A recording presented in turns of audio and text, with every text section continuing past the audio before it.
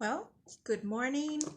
Hi, everyone. Nice to see you again. And I am very, very happy to come back and explain our classes. I know that you guys had many doubts in the previous lessons.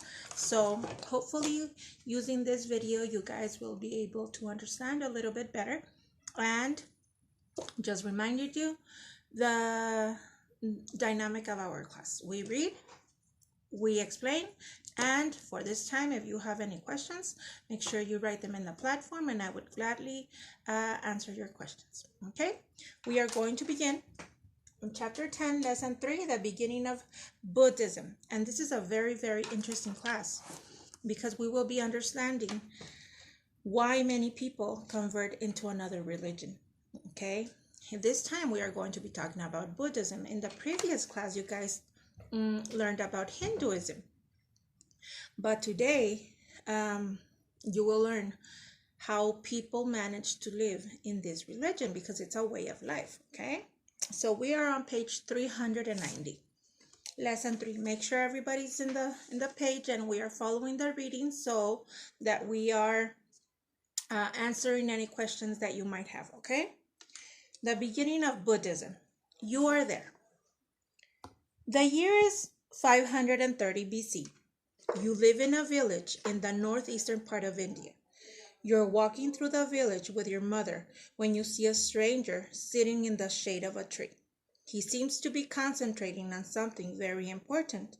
Your mother says that he's a prince named Siddhartha Gautama, who has been wandering around the countryside. You wonder why the prince would be living this kind of life and what he could be thinking about. Page 391, the birth of Buddhism. This is where we learned how Buddhism came to be.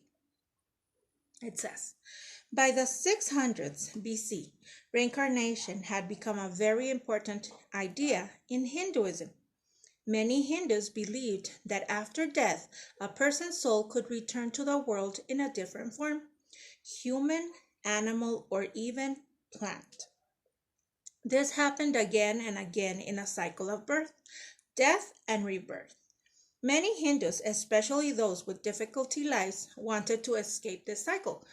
That means that if you were not a good person during your life, you wouldn't come back as a good animal or a pretty plant. That means that if you were not a good person, you might come as a rat or as a fly.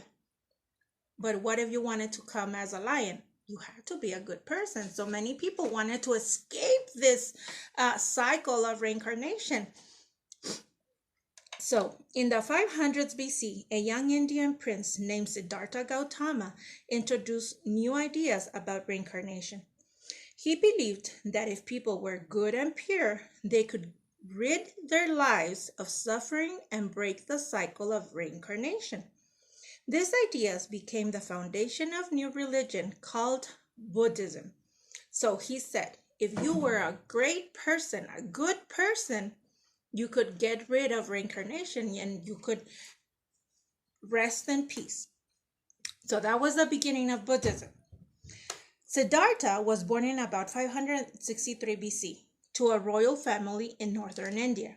His father ordered that he be raised entirely inside the royal palace, away from the rest of the world.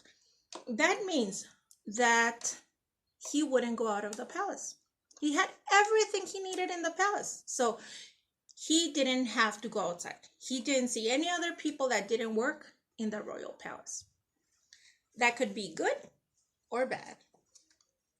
At age 29 years inside his palace, what do you think he was thinking was outside? If he only saw good things, a wealthy way of living, probably he thought that all the people outside the palace would live the same way he did.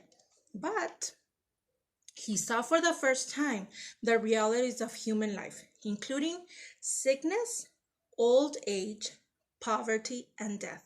He abandoned his royal life and set out to find why such miseries exist. After years of searching, Siddhartha sat under the shade of a tree and meditated on the idea of suffering. To meditate is to concentrate so deeply that the mind becomes clear and calm. Once Siddhartha had found the answers he sought, he became the Buddha, or the enlightened one. Many of you probably have a Buddha at home. Is this brown image of a fat guy with a big tummy that many people go and touch their tummy? Well, he is Buddha. This prince became Buddha after seeing all the bad things that were happening outside his palace. Because remember, he was thinking that everything was good and pretty and everybody had the money he had. But once he came out and he saw all the old people dying from hunger, all the poverty, all the people dying from diseases, how poor many people and children were, he said, no, we need to change our way of living. So he became Buddha. He became the center of his religion, Buddhism. Okay, let's turn the page. On page 392. Teachings of Buddhism. After his enlightenment or complete understanding of truth, the Buddha wandered across the land, teaching his ideas to the people he met. By the time he died in 483 BC, his ideas were becoming more and more popular. The Buddha's teachings centered on 4 noble truths. Pay attention to this, please. The first noble truth says that the suffering is part of human life. We understand that. It's normal to suffer. It's normal to be hurt. It's normal to feel angered. It's normal. That is the first teaching. The second states that wanting things is the root of all sufferings. Do you agree on this? I do. Because I suffer when I don't get what I want. For example, if you want the new iPhone, for example, and your parents don't buy it, how are you going to feel? Sad, angry. Well, Buddha is being correct. The root of suffering is wanting things. Okay, if you want something and you don't get it, you will suffer. So that's the right thing. So the third says that the way out of suffering is to become wise enough to not want things. That means that if you don't want to suffer, you have to stop wanting things. You have to stop saying, I want Nikes, I want some iPhone, I want my iPod earphones. If you don't get it, you will suffer. So the third one is saying, stop wanting things. Okay? The fourth is a guide to proper living called the Eightfold Path. So the fourth teaching is telling you a way of living not wanting things. Okay, so those are the 4 teachings in Buddhism. So pay attention to that. The Eightfold Path is often symbolized by a wheel with 8 spokes. Each spoke on the wheel represents a step toward achieving nirvana. According to Buddhism, nirvana is the highest state of the human mind, free from the ignorance and desires that led to human suffering. The 8 steps on the path to nirvana include right thought, right speech, right understanding, right action, right livelihood, right effort, right mindfulness, and right concentration. Buddhists follow this path to move toward enlightenment and live in harmony with others. So as you can see, they not only tell you, stop wanting things. No, they help you through the process because it's a very difficult thing to do. So they guide you through these 8 steps to reach nirvana, the highest state of mind. Okay? To stay on the path to enlightenment, Buddhism encourages people to live in the middle way. One way to do this is to live in moderation. by avoiding extreme behavior. For example, one should eat neither too much nor too little. Practicing meditation is also very important to the middle way. The Buddha's teachings differ from Hinduism in many ways. For example, Buddhism does not focus on the worship of many gods or even one God. It doesn't even talk about God, it talks about you. Buddhism is about you, your state of being, how well you can be in peace with yourself. Okay? From the beginning, Buddhism was open to people of all castes and had neither priest nor a special holy language. Instead, the Buddha's teachings used the everyday language of the people. Buddhism also accepted many Hindu ideas. Both Buddhists and Hindus believe in reincarnation. Another belief held by both is ahimsa, which means non-violence in Sanskrit. Both Buddhists and Hindus believe that it is wrong to harm people and animals. The idea of ahimsa, contributed to the belief in peaceful ideas and to the growth of vegetarianism in India. Another religion with ideas similar to Buddhism came into being in India during the 500s BC. This religion was called Jainism. It was begun by Vardhama Mahavira, who was born in 599 BC. Like the Buddha, he gave up all he owned to live a religious life. He spent 12 years seeking enlightenment. Then he became a teacher of religion. So this is the third religion that we are learning. You already saw Hinduism in the previous class. We just saw Buddhism, and now we are entering Jainism. Okay, pay attention to this because they are similar in some ways, but they are different. Okay, they have different teachings, so pay attention. Mahavira believed that the best way to bring about changes was through peaceful action. Like Hindus and Buddhists, Jainists believed in reincarnation and ahimsa. They believe in trying to reach freedom from reincarnation, as Hindus and Buddhists do, and they follow a path of three jewels: right faith, right knowledge, right conduct. That is similar to the Buddhist Eightfold Path. Difference between Jainism and Buddhism: Jainism only has three steps to reach the right state of mind, and Buddhism has eight, the Eightfold Path. Okay, so there is a difference. Jainism emphasis on peaceful action has influenced many Indian leaders. Later, these ideas guided Mohandas Gandhi. Remember this person? He is very, very, very famous for his teachings, and many people are followers of this person. This person was a Jainism, okay? So who used non-violence to help free India from British rule. Gandhi's actions later inspired the American leader, Dr. Martin Luther King Jr., to use non-violence in the struggle for civil rights. We saw this in 5th grade. You need to remember that Martin Luther King is a very important person in the United States.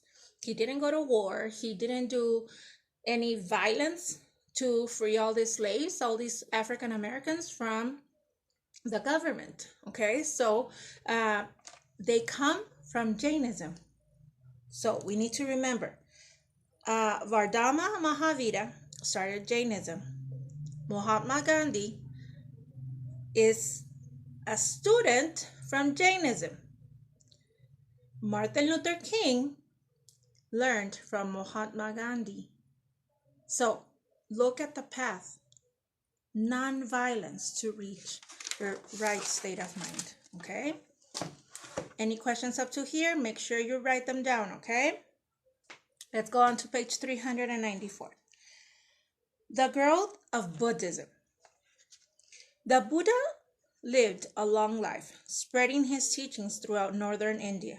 Some of his followers became monks. A monk is a man who devotes his life to practicing and teaching religious beliefs. He gives up everything. He gives up family, house, cars, job, everything. He's dedicated only to his religion. Only. Buddhist monks closely follow the Four Noble Truths, the Eightfold Path, and the Middle Way. They also meditate for many hours every day. The Buddha's wandering monks kept his teachings alive after he died. Later, they built monasteries, settled down, and taught Buddhism to others. Now, why do monks don't need to work? Why don't they need to buy clothes, brand clothes, Guess, Calvin Klein, I don't know, many others? Why don't they need an iPhone? Why?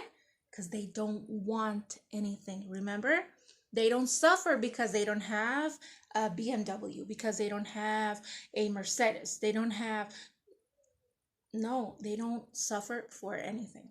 They just live a religious life. They don't want anything. So they are happy like that. So they don't need to work. They go many hours by meditating. For a long time, the Buddha's message was passed down only through the spoken word, only by saying, by talking, okay? The first written versions of the Buddha's teachings began to appear between 200 BC and 100 BC. It was not until about 200 years later that the poet Asvahosa wrote the Buddha Charita, or Life of the Buddha. Over time, Buddhism split into several groups or schools, each with its own view of the Buddha's teachings. Of the schools of Buddhism that existed today, the Theravada school is most alike early Buddhism. There are also the Pure Land, the Zen, and the Tantra schools of Buddhism that emerged in the 1st century AD. These three schools make up what is called Mahayana Buddhism. Mahayana Buddhism teaches social concern and compassion for others. For a time, Buddhism was popular among the people of India. However, as time passed, Hinduism regained popularity by emphasizing local gods. By about AD 1200, a Muslim empire ruled over India, and Buddhism was in decline there. Outside India, Buddhism had remained popular. Traders, travelers, monks, and others spread Buddhism to the ancient lands of Ceylon, now called Sri Lanka, China, Korea, Central Asia, and Japan. So as you can see, still now, many people in the world, not only in India, not only in Asia, many people still practice Buddhism. Why? Because it's a way of life. It's a way of being happy, a way of not wanting anything. Okay? So, this is it for today. Make sure you stay in touch, and questions, remember, on our platform, and I will see you on the next class. Bye-bye.